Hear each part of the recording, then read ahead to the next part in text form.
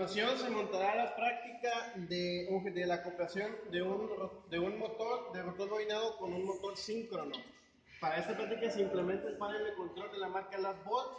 Esto es con motivo de la materia de máquinas síncronas y de corriente directa. Asimismo, se procederá primero a energizar lo que es el motor de rotor bobinado, lo que va a ser mi compañero Polo a continuación. Va a conectar lo que es las tres fases a las bobinas del estator. Después de conectar lo que son las tres fases, va a conectar el estator en forma de estrella.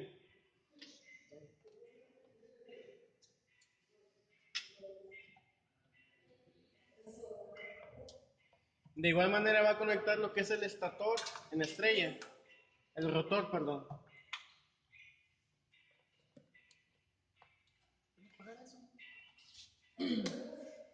Ahora se procede a energizar lo que es el Latvolt para ver el comportamiento del motor de rotor bobinado. Se medirán las revoluciones por minuto del motor de rotor bobinado, la cual arroja aproximadamente 1800 revoluciones.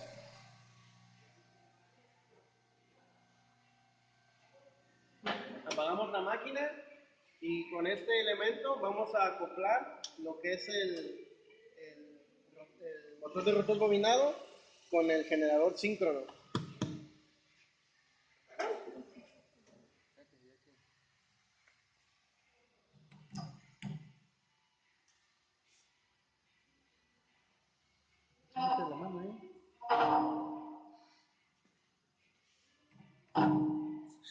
Una vez acoplado el motor con el generador, se procederá a cortocircuitar el rotor con una conexión de estrella.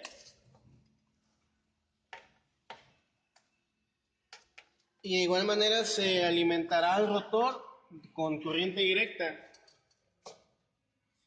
Se conecta a este punto ya que vamos a medir lo que es la corriente de excitación.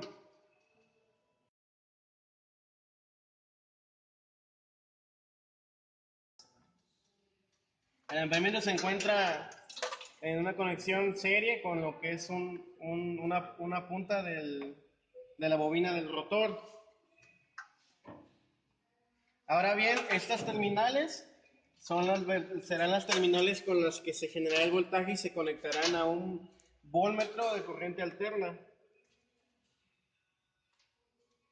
Y se medirá así el voltaje de línea. Sí.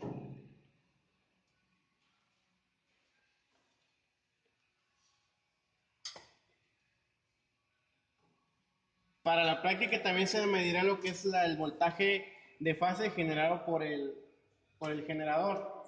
Vaya la redundancia. Es aquí.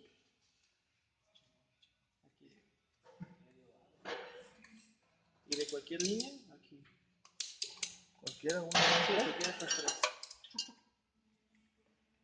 Aquí. Sí.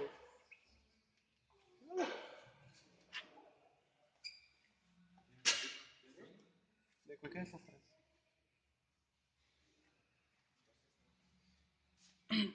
¿220? Ahora bien, antes de comenzar, vamos a tener en cuenta de que con esta perilla seleccionada en 7N vamos a variar lo que es el voltaje de corriente directa.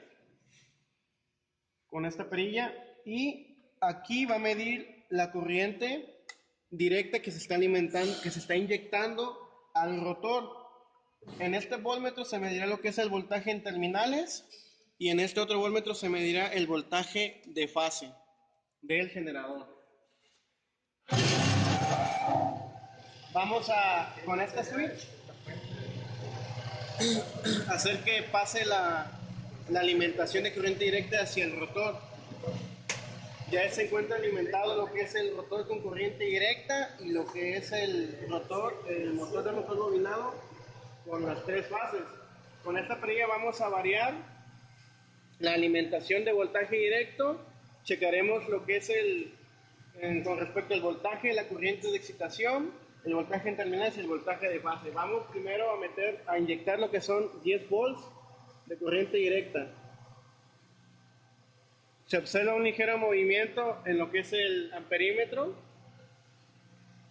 Se observa también un voltaje general aproximadamente de 40 volts en terminales y un voltaje de fase aproximadamente de 25 volts en fase. Ahora bien, subiremos un poco a 20 volts de corriente directa. De igual manera se aprecia el cambio en el amperímetro. Son casi 90 en terminales y casi 50 en voltaje de fase. Vamos a subir a 30 volts. 30 volts, medio ampere de excitación, 130 en terminales y 80 en fase. Vamos a meter ahora 40 volts de directa, aproximadamente 0.8 amperes de excitación, son 170 volts en terminales y son 100 volts en fase. 50 volts de corriente continua. Son aproximadamente 0.6 volts, 0.6 amperes de corriente directa de excitación. Son 200 de generados y son aproximadamente 120 en voltaje de fase. Vamos a generar un voltaje en terminales hasta 220. Para esto vamos a fijar directamente lo que arroje el voltmetro y subiendo variable y variando lo que es la corriente directa.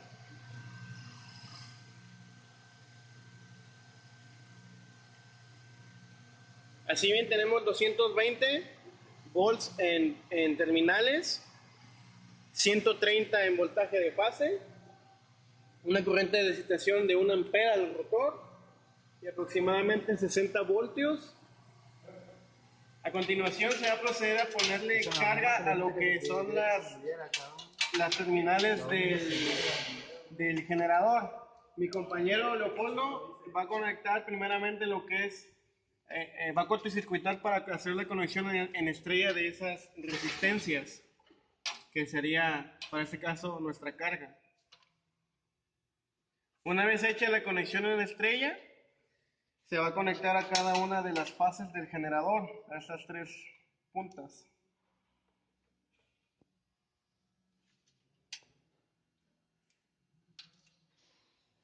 Después de esta conexión se va a medir lo que es la caída que sufre, la caída de voltaje que sufre con las resistencias, con la carga y la corriente que circula a través de cada una de las fases conectadas a la carga.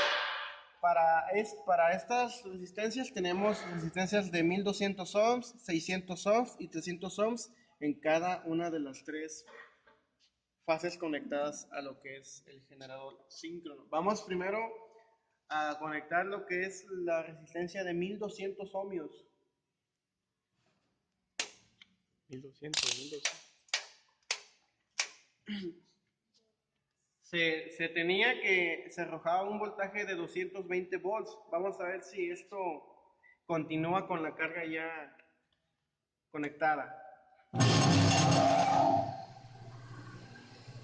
Y sí es mínima la caída que se tiene con la carga.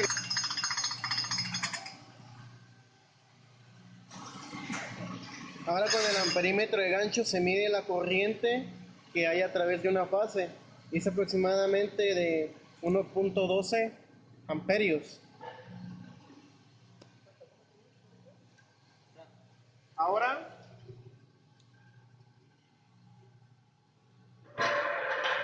se medirán las revoluciones por minuto del generador sincrónico.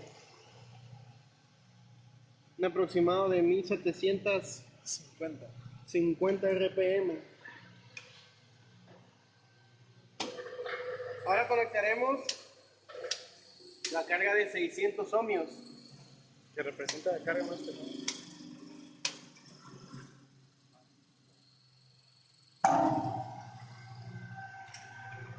Igual vemos que la caída es mínima.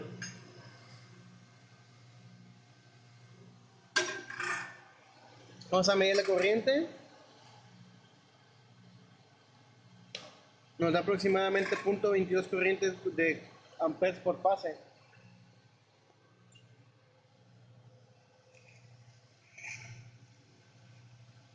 Vemos que las revoluciones por minuto se mantienen constantes. Ahora conectaremos la resistencia de 300 ohms. ¿De cuánto? ¿300? 300, eso.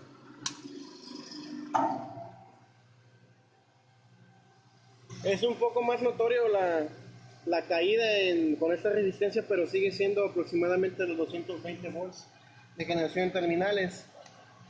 La corriente de fase vemos que tiene un ligero aumento de aproximadamente 0.43 amperios. Vemos la constancia que tienen las revoluciones por minuto en el generador sincrónico. Ahora bien, vamos a conectar el paralelo de la resistencia de 300, 600 y 1200 ohms. La caída ahora es un poco más notable, son casi 210 volts de generación en terminales. Y la corriente por fase es aproximadamente de 0.7 amperios.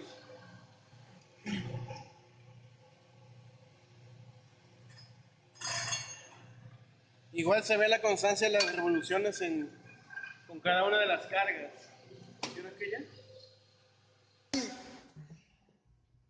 Bien, con eso terminamos lo que era la práctica de la acoplación del motor de rotor bobinado con el generador síncrono.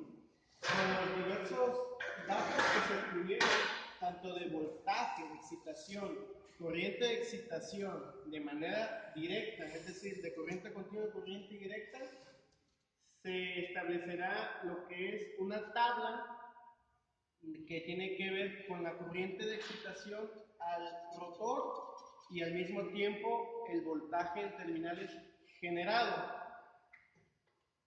Así bien, con estos datos se elaborará una gráfica y esta gráfica irá con respecto a la corriente de excitación en forma horizontal y el voltaje en terminales de forma vertical. Esta gráfica creará una curva y dicha curva tendrá un límite de generación a pesar de que se siga aumentando la corriente de excitación. Habrá un tope, por así decirlo, de lo que es el voltaje en terminales, dado que es la capacidad que puede tener el generador.